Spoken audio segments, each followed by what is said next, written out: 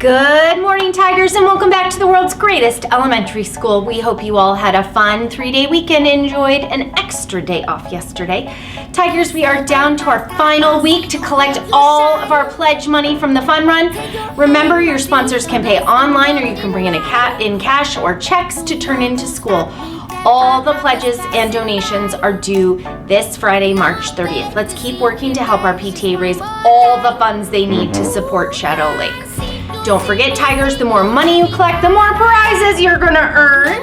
Also, the top 3 earning classes will also get special class parties. I'm excited to see which classes are gonna earn those parties.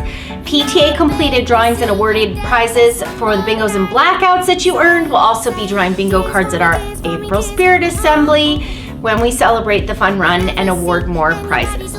All the prizes for the fun run will be awarded in April. That's right. This is the last full week of the month of March. So this week, teachers are going to be awarding our March Students of the Month for showing the trait of being strategic problem solvers their certificates. On Thursday this week, we'll be calling all of the winners down to the courtyard with their certificates so we can take your picture. And then we're going to show those pictures next week on Tiger TV and also let you know about the April trait. All right, Tigers, just like Mr. Abbey said, this is the last week of March, oh my goodness, which means it's the last week to get minutes in for pause reading. We want to encourage every one of our 500 Tigers, whether you have done pause reading this year or not, to take part in pause reading the rest of the school year. For any reading you do outside of school, whether you read, somebody reads to you, you read to a pet, you log that time, put it on the calendar and log it. When you do that, there's gonna be some very special prizes, so special we can't talk about them yet, for March, April, and May.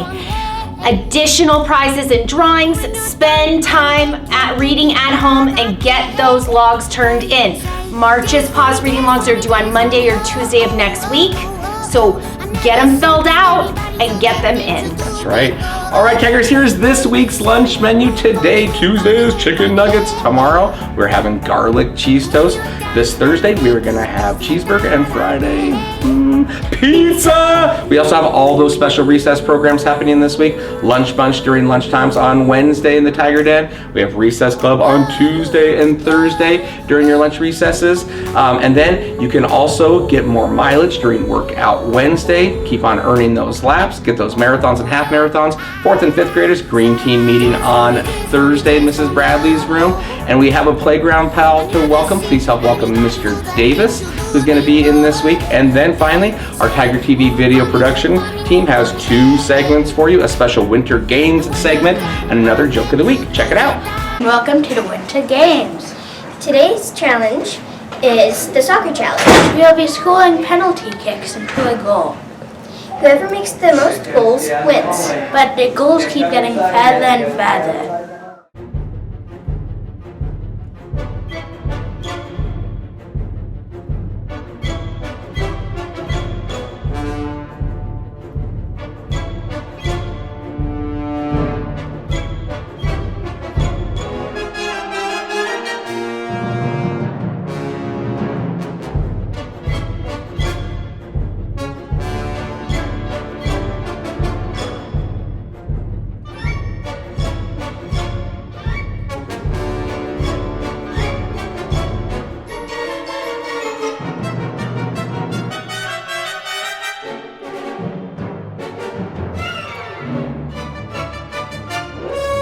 Approximately 10 hours later.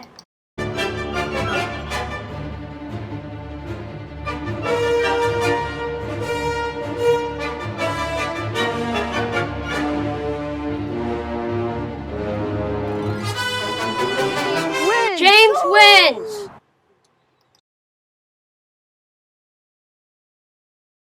Hello, Tigers. We're back with another joke of the week. Let's get to it. Why shouldn't you tell an Easter egg a good joke? It might crack up. Somebody wants...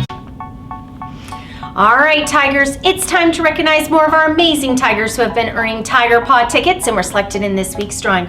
For kindergarten, we have Tyler in Mrs. Stamp's class, Abram in Mrs. Hurley's class, Caleb in Miss Belmondo's class, and Maybell in Mrs. K's class. And welcome back to Miss Belmondo, Yes. too. All right, for our first grade winners, we have Emma A. in Miss DeGroot's room. Ian, congratulations, you were selected in Mrs. Pepini's class. Dadiani, you are the winner in Mrs. Yassine's room. Ivan, you're the winner in Mrs. Unruh's class. And Allie, you were selected in Mrs. Nelson's classroom. Nice job, first graders. Moving on to second grade, we have Bowie in Mrs. Kortenkamp's class, Asher in Miss LeClesh's class, Kamiko in Mrs. Shireman's room, and Aylin in Mrs. Meek's class. Way to go, all of our second graders. All right, here are our third grade winners. Yvonne, you were selected in Mrs. Boyle's room. Jenny, congratulations, you're the winner in Mr. McMaster's class. Owen, you were selected in Miss McAllen's room, and then congratulations to Charlotte, who is the winner in Mr. Schlog's room. Nice job, third grade. Moving on to fourth grade, we have Stephen in Mrs. Bradley's class, Ainsley in Mrs. Moffat's room, and Caleb in Mrs. Isley's class. Nice job, fourth grade. All right, moving on to our fifth graders who are getting ready to go to Camp Casey next week. All right, here we go, fifth grade winners. Madeline A., you are the winner in Mr. K's class. Hayden, congratulations, you were selected in Mrs. Lish's room. And then finally, Jaden, you are the winner in Mrs. Heater's class. Winners, when it is convenient for your class, they can send you to the office to pick up your prize from the Tiger Paw treasure chest. All right, Mr. Abby, what's going on with story time this week? All right, today Mrs. Smith is back reading a story. It's got to be the longest title of the story that we have had. It is called The Little Wooden Robot and the Log Princess. All right, Tigers, we hope you all have a great weekend. Remember, It's a great day to be a tiger. Hey Tigers, welcome back to Story Time. I'm Mrs. Smith. I'm really excited to read another story. I'm so excited I can't even speak. All right, our story today is called The Little Wooden Robot and the Log Princess. This is written by Tom Gall. This was an award-winning story maybe last year, so not that long ago, but it was a good story and not sure if everybody got to hear it last year. So there once lived a king and queen who happily ruled a pleasant land, but they had no children. So one night the king went to see the royal inventor, and the queen went to see a clever old witch who lived in the woods. They both asked for the same thing, a child. The inventor set to work straight away.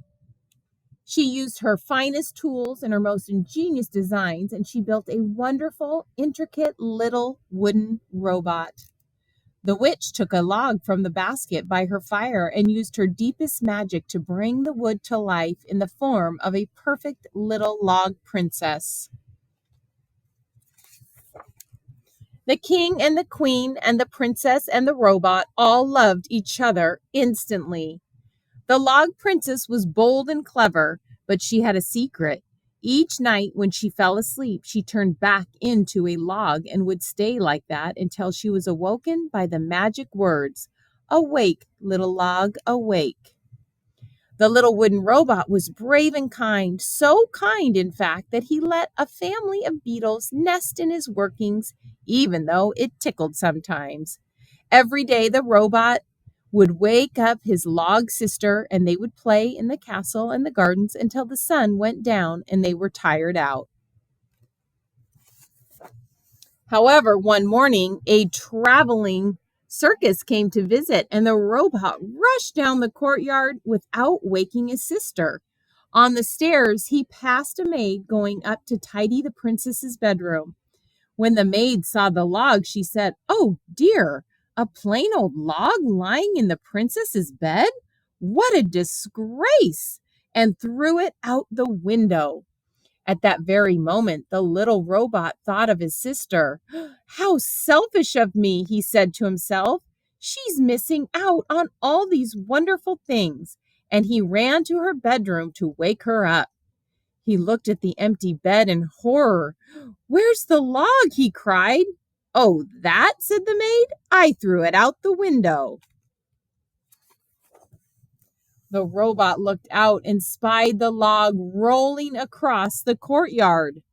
He raced down, but the castle was atop a steep hill, and the log had rolled through the gate, over the drawbridge and down toward the village. A goblin was pushing a barrow of logs through the village, and the princess log rolled right up to him. "What a lucky day," he said. "Another fine log for my load." The goblin took the logs to the river where a barge was tied up. The captain paid him a copper coin, and his barrow load was tipped into the barge with hundreds and hundreds of other logs. The robot man ran to the barge. "Please, sir," he said to the captain, "my special log is in your barge. May I come aboard and search for it?" "You may," said the captain, "but we must set sail straight away while the wind is right." So the robot clambered on, and the barge set off for the frozen north. They sailed for days, but there were so very many logs that even with the help of the crew, the little wooden robot could not find the right one. They arrived and unloaded the cargo. "Come back with us," said the captain. "The north is a dangerous place, and we can easily find you another log when we get home." "I can't," said the robot. "That log is the most precious thing in the world to me. I won't leave without it." So the crew gave him a map, some supplies, and a hand cart, and sailed back to the pleasant land where our story began. The night was long and cold. The little wooden robot shivered as he searched. Then something caught his eye, something familiar. He reached into the pile and pulled out a log. It was the princess. He danced for joy with the log in his arms and was about to recite the magic words when he realized how awful it would be for his poor sister, who had fallen asleep in her cozy little bed, to wake here, freezing and far from home. So he put her into the hand cart, tucked a blanket around her, took up the handle, and began the long walk home. Along the way, he had too many adventures to recount here. The giant keys, the family of robbers, the old lady in a bottle, the magic pudding, the lonely bear, the queen of the mushrooms. But each left him more exhausted than the last. His joints became stiff and his cogs and gears were down until one day he could go no further. With the last of his strength, he said the magic words, woke the princess, and told her what had happened, how it was all his fault, that he understood that she would probably never forgive him. "Oh, brother," she said, "how silly of you to keep all these worries to yourself. Of course I forgive you." She helped him into the handcart, where he fell into a deep sleep. She took the map and the handle of the cart and continued the walk home. She too had many adventures: the mischievous pixies, the dragon's egg, the feuding hunters, the haunted well, the enormous blackbird, the baby in a rose bush. All kinds of adventures. The princess knew that whatever happened, however tired she felt, she must not fall asleep. But one night, as she was trudging through a dark forest, which she was sure couldn't be that far from home, she began to yawn. And then she yawned some more, and her eyes felt heavy, and her legs felt tired, and she thought of her cozy little bed in the castle. "Perhaps I shall close my eyes just for a moment," she said, and with that she fell asleep, and pop, turned into a log. The king and queen missed their children terribly. Soldiers had been sent searching in every direction, and a huge reward had been offered, but it was no good. The queen would not leave her bed, and the king sat alone in a tower, staring out at the deep, dark forest. Little did he know that in the forest was a clearing, and in that clearing was a handcart, and in that handcart was a little wooden robot, and in that robot's worn out, broken down workings, A family of beetles was wondering why everything was so still and so quiet. They climbed out and looked at the log and the robot and knew they must do something. So they stopped a passing mouse and asked her for help. And she asked a bird, who asked a rabbit, who asked a fox, and they all worked together to take the princess and the robot to the nearest house, the home of the clever old witch. The witch recognized the pair immediately. She woke the princess, repaired the robot, and set off for the castle. The king could hardly believe his eyes as he watched the little group, all crowded onto a broomstick, fly over the forest and set down in the castle courtyard. The robot and the princess and the queen and the king all hugged and laughed and cried. The witch was thanked. The month was declared a holiday for the whole kingdom. The beetles were each given a tiny golden medal, and they all lived happily ever after. All right, Tigers, that is our story today. The little wooden robot and the log princess. I hope you enjoyed that.